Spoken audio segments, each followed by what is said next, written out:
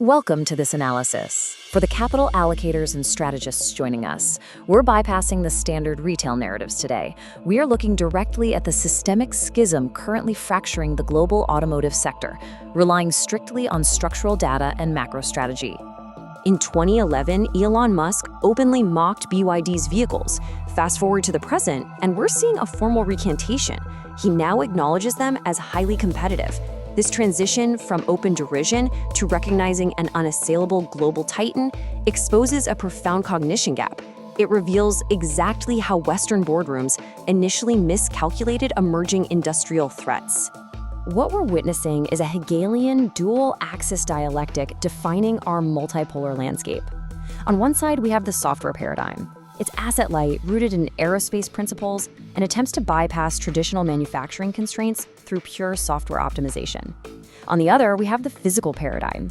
This is capital-heavy, grounded in chemical engineering, manual labor optimization, and vast physical processes. To deconstruct this architecture, we'll execute a three-stage drill down across 6 core areas.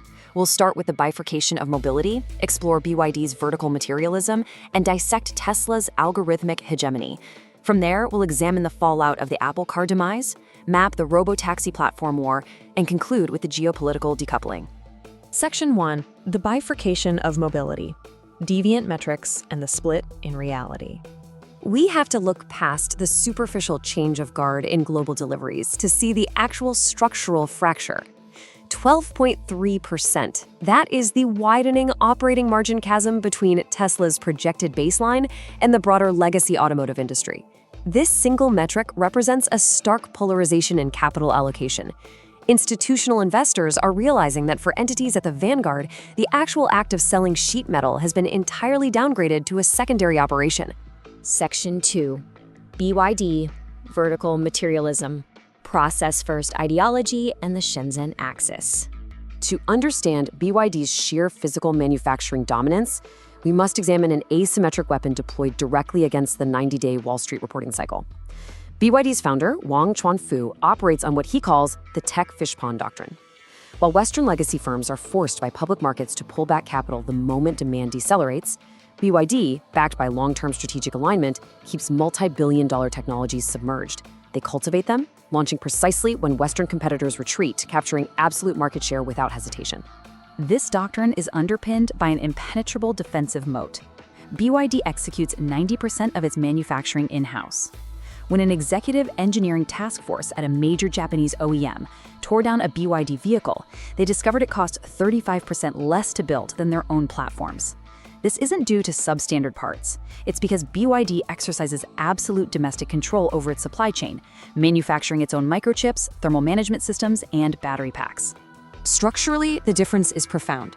Traditional OEMs depend on thousands of fragmented Tier 1 suppliers and bloated capital expenditures for European robotic precision systems. BYD, initially unable to afford those systems, engineered human-robotic hybrid lines. They broke down automated processes into highly disciplined, human-executed microsteps, utilizing custom-designed jigs. The economic implication here is massive. They achieve identical parts per million defect rates at a fraction of the capital expenditure. The apex of this vertical materialism is the blade battery. Traditional EVs cluster cylindrical cells into modules, which sacrifices massive internal volume to structural housing. BYD's geometric architecture bypasses the module phase entirely. The thin, sword-like cells act as structural beams for the chassis itself, utilizing 80% of available space. Furthermore, the lithium iron phosphate chemistry renders it virtually immune to thermal runaway. This local operational discipline is no longer just a cost advantage, it's an existential threat to Western boardrooms. Section 3. Tesla, algorithmic hegemony, Capex weaponization and abstract intelligence. We need to discard typical Silicon Valley jargon and evaluate Tesla strictly for what it is, a 100-terawatt AI computational grid. They possess a $20 billion capital expenditure runway dedicated purely to AI compute infrastructure. Tesla's balance sheet mimics an ultra-scale cloud provider far more than a traditional automotive manufacturer. By running this massive Capex cycle dedicated to training infrastructure like its Texas-based Cortex cluster, Tesla has built an entry barrier that effectively locks out traditional OEMs from competing without facing existential credit downgrades. This compute power feeds an algorithmic feedback loop. For Tesla, physical vehicle volume acts merely as a distributed data ingestion node. The sequence is clinical. First, deploy millions of hardware units. Second, ingest billions of real-world corner case miles. Third, exponentially optimize the neural network. And finally, achieve monopolistic licensing capabilities over autonomous software. This loop requires a highly specific hardware profile. Legacy auto utilizes a fractured network of electronic control units, an absolute anachronism where separate components cannot easily communicate.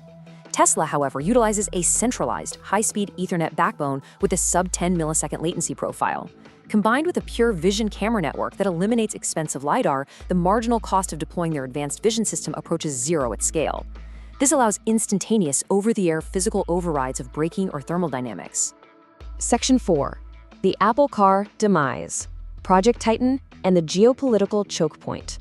The cancellation of Apple's $10 billion autonomous vehicle project serves as our structural wake-up call. It exposes the absolute incompatibility between the smartphone platform ecosystem and automotive reality. Apple wanted a 30+% gross margin asset, hoping to outsource the physical manufacturing to a contract assembler, the Foxconn dream. But the automotive reality is harsh. The physical asset is the cost center. You cannot control the software layer of human mobility without dirtying your hands in the complex geopolitical world of raw mineral extraction and capital-heavy assembly lines. When Project Titan collapsed, it triggered a massive talent fracture. Advanced machine learning experts were aggressively absorbed by Tesla and Silicon Valley, while vast repositories of supply chain integration and hardware data were heavily poached by the Chinese tech ecosystem. This proved that legacy cash reserves, even $150 billion, could not buy spatial AI and vertically integrated manufacturing overnight. It solidified the absolute duopoly of Tesla and BYD. Section 5. The Robotaxi Platform War. Monetizing the liquidation of private auto ownership. As we map the ultimate prize, it comes down to extracting a permanent toll on human spatial movement. Tesla's model is the vehicle as real estate. They're transitioning a depreciating consumer asset into a revenue-generating node on a centralized algorithmic grid, aiming to extract a 30% platform take rate. Conversely, BYD executes a pragmatic infrastructure lock. By flooding commercial fleets and ride-hailing networks globally with highly reliable, commoditized EVs, they bypass the near-term need for flawless autonomy to dictate the physical municipal infrastructure right now. Section 6. The Geopolitical Decoupling, Surviving a Multipolar Fragmented Market. We must prepare for the regulatory warfare surrounding global mobility.